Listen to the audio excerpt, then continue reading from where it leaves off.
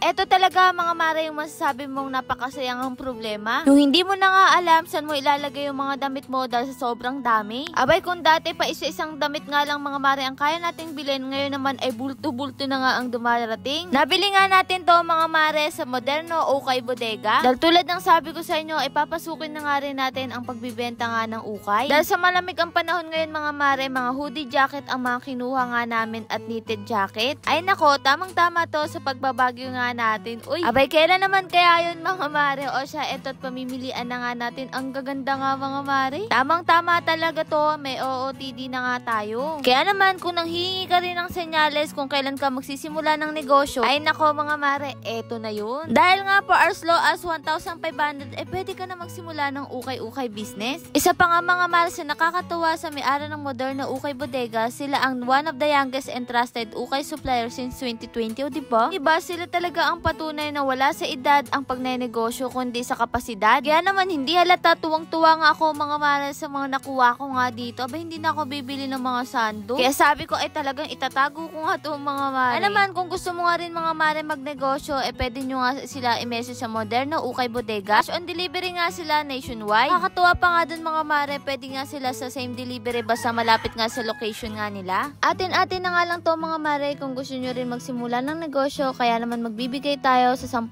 tao ng ukay panimula bundles. Basta isi-share nyo lang mga mare etong video nga na ito. O siya, dahil malamig ang panahon, tingnan nyo naman mga mare pinagkukuha nga atin mga hoodie. Alam nyo naman mahilig nga sila Ran, sila Naki, sila Koinoli sa mga ganitong suotan. Nakakapagtaka na nga lang din sa kanila mga mare dahil sobrang init nga dito sa Bulacan. Kaya tiya kung meron nang natutuwa nga mga mare sa pinag-order natin ay sila nga yun. Kaya lang ng mga oras nga na to ay nandun nga sila sa kabila, magpapakain nga sila ng itik, pero maya-maya tiyak mamimili yun dito. Siran nga, ang dami na nga rin napipili habang binibidyohan nga ako mga mare. Pinag-iwalay ko na nga rin yung para nga sa amin. Aba syempre magpapahuli nga ba naman tayo? Di pa nga natatapos dyan mga mare lahat. Talagang hinalungkat ko nga para maipakita ko at ma-share ko nga din sa inyo. Tingnan nyo naman yung mga hawak ko mga mare. Hindi talaga halatang ukay. Mukhang nalukot nga lang sa damitan. Ewan ko na nga lang talaga kung maubusan pa tayo ng mga jacket nga mga mare sa araw-araw. Hindi ko talaga mga mare alam kung paano ko nga ito kukuhanin sa sobrang dami. Sabi ko nga sa inyo, kung dati na may problema tayo, palagi tayong walang maisuot. Ngayon naman ay hindi na nga natin alam kung saan ilalagay. At eto nga si Ran, sinukat na nga yung nagustuhan niya. May chika ko nga lang sa inyo mga mare, aba hindi kami nakatulog magdamag kakahanap nga ng hangiran. Paano, balak na nga namin maghanap nga mga mare ng pwesto para nga doon to ilagay lahat nga ng ukay nga natin. O siya mga mare, hindi pa talaga ako nakontento sa mga jacket. Bumili pa nga rin ako dito ng mga pangbata. Kaya naman kung naghahanap ka nga mga mare ng ukay bill na pangbata, eto nga yun mga mare, diba ang cute nga din. Meron na nga rin yung panlalaki, pangbabae. Kumbaga halo-halo nga din ito mga mare. Depende na nga lang kung magaling ka talagang pumili. Hindi ko talaga kakayanin to kung ako nga lang mag-isa, kaya nagpatulong na nga rin ako kay mama, kaya buti na nga lang dumating siya galing sa pagkahawan. Hindi mo nga mga mare alam ko kung saan ka bubunod kasi sobrang dami. Meron dito mga dress, t-shirt, short, pajama. Abay meron din dito mga gown. Ito nga lahat ng halos nakuha namin mga mare dito sa mga pambata. At syempre mga mare, sila Ran ay hindi rin nagpatinag. Ito nga napakadami nga ring t-shirt. Sa Moderna Ukay Bodega nga mga mare, ang dami talagang pagpipilian. Kaya ayan mga mare, bayanihan na naman nga kami dito at tamang pilian nga lang din. Pero yung mga sobra nga nito ay talaga nang ipamimigay nga din natin mga mare. Lalo na nga yung mga pangbata kasi si Gail hindi naman lahat yung masusuot. Habang abala nga din kami dito mga mare, ayan dumating na nga sila Koinoli, kaya sabi namin abay mamili na nga sila ng mga jacket nga nila. Alam nyo naman yan, mga jacket is life. At eto nga si Ran, nakakuha na naman ng magandang t-shirt. Tingnan nyo naman, pil na pil nga. Hindi pa nga natatapos dyan mga mare. Eto nga, meron nga rin ditong Rainbow Kitties AB. Alam ko sa mga nag-uukay na dyan, alam nyo nga mga mare etong code na to. At ang gaganda nga rin. Isa nga sa maganda dito ay talagang malinis nga siya mga mare. Naman ko hanggang ngayon ay hindi mo pa rin talaga alam kung paano magsimula. Eto na nga mga mare ang sinyalis para sa'yo. Hindi naman halatang tuwang-tuwa nga ako dyan mga mare, kahit pagod na nga ako ng mga oras ngayon kasi sobrang dami. Lord, maraming salamat sa lahat ng blessing at syempre sa inyo mga mare. Paano ba yan? Bukas na lang ulit.